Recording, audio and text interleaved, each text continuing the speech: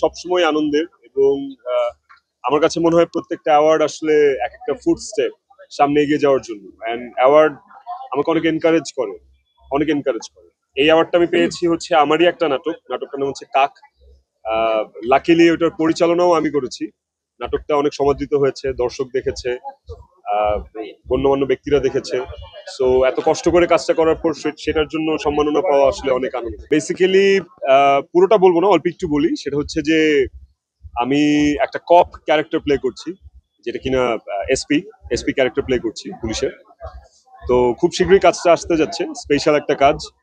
ওইটার জন্য আসলে এই লুকটা ক্যারি করা, এন্ড এই লুকটাতে আমাকে আরো বেশ কিছুদিন নিজেকে ক্যারি করতে হবে। প্রথমত হচ্ছে যে রাতে গ্লাস পরেছি বিকজ আমার কাছে মনে হয় যে এই চোখটা অনেক এক্সপেন্সিভ। কারণ যখন অভিনয় করি চোখের খেলাটাতেই আসলে সবাই মগ্ন হয়ে থাকে, এবং এই চোখটা যত কম দেখানো যায়।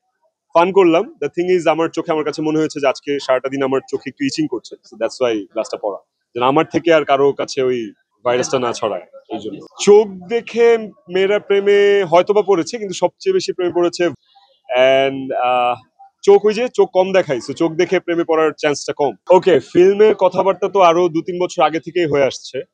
তো আমি আমি নিজে একটু চুজি। আমার কাছে মনে হয় যে আমাদের ইন্ডাস্ট্রিতে, বাংলাদেশের ফিল্ম ইন্ডাস্ট্রিতে ফ্লপ হিরোর চেয়ে ফ্রেশ হিরোর ভ্যালুটা বেশি আমার কাছে মনে হয়।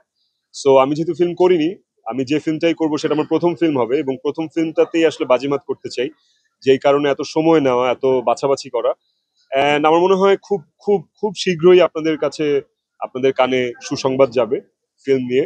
তখন আপনাদের সবার দোয়া এবং আপনাদের সান্নিধ্য পাশে চাই আসলে। বিং এন অ্যাক্টর, আমি আসলে সব ধরনের চরিত্রই করতে রেডি, এবং আমি যে কোনো ক্যারেক্টারই ফুটিয়ে তুলতে অপারক আমার কাছে মনে হয়। তো স্পেসিফিক কোনো চরিত্র ধরে আমি বলবো না যে আমাকে অমুক চরিত্র করতে হবে, তমুক চরিত্র করতে হবে।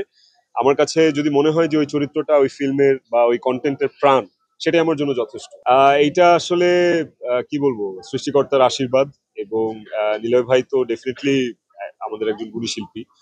তারপর আপনারা আমাকে যেহেতু কাউন্ট করেন, এইটা আমার জন্য অনেক আনন্দের। এবং আমি তো আসলে আরো যদি এক্সপ্লেইন করি, সেটা হচ্ছে যে নিয়ার অ্যাবাউট 500 নাটক আমার হতে যাচ্ছে, আমি করেছি। এর মধ্যে প্রায় 350+ নাটক আমার মিলিয়ন ভিউ হয়েছে, শুধুমাত্র আপনাদের জন্য, আপনারা বা দর্শকরা নাটক দেখে বিধায়। তো এই ভালোবাসাটা চাই যতদিন নাটকে আছি। ফিল্মে যখন যাব, ফিল্মেও আপনাদের কাছ থেকে এমনই অ্যাপ্রিসিয়েশন চাই। এইটা আসলে খুব একটা যে লেজিট কথা সেটা না। ভিউ ম্যাটার করে। ভিউ এই মুহূর্তে আমাদের ইন্ডাস্ট্রির একটা প্যারামিটার, ডেফিনেটলি। ভিউ হওয়া মানে একটা নাটক মানুষের দেখা, ভিউ হওয়া মানে একটা নাটক হিট হওয়া, এটা তো অফকোর্স ম্যাটার করে। বাট ভিউ ছাড়াও যদি ভালো নাটক হয়, সেটারও আমরা আলোচনা করি, আমরা সমালোচনা করি, আমরা ওই ওই নাটকগুলোকেও আমরা সমানভাবে প্রাধান্য দিই। তো আমি আমি বেসিক্যালি ভিউ এর পেছনে ছুটি না। আমার কাছে মনে হয় আমি কাজ করে যাব, যেটা ভালো কাজ সেটা দর্শক দেখবে। কিছু কিছু ভালো কাজ হয়তো বা দর্শকদের চোখের আড়ালে চলে যায়, সেটার একটা অনেক বড় রিজন হচ্ছে দেশের পরিস্থিতি। যেমন আমি যদি উদাহরণ দিই, যেদিন মাইলস্টোনের দুর্ঘটনা ঘটলো, তার পরের দিন আমার একটা নাটক যদি রিলিজ হয়, সেই নাটকটা অফকোর্স মানুষ দেখবে না, কারণ তখন মানুষ ওই ট্র্যাজেডিটা নিয়ে পড়ে থাকবে। বা যখন সরকার পতন হলো, ওই মুহূর্তে যদি কারো কোনো নাটক রিলিজ হয়, সেটা আশানুরূপ ভিউ হবে না, এটাই স্বাভাবিক। সো দেশের পরিস্থিতির সাথে আমাদের নাটকের ভিউ এর একটা সামঞ্জস্যতা, একটা একটা ব্যাপার কাজ করে। এইটা ছাড়া আমার কাছে মনে হয় যে ভালো কন্টেন্টের প্রধান শর্ত সেটা ভালো কন্টেন্ট, প্রধান পরিচয় হচ্ছে এটা ভালো কন্টেন্ট। ওয়ালটন এখন দেশের সীমানা পেরিয়ে পৌঁছে গিয়েছে 50টিরও বেশি দেশে। ওয়ালটন, ঘরে ঘরে বিশ্বজুড়ে।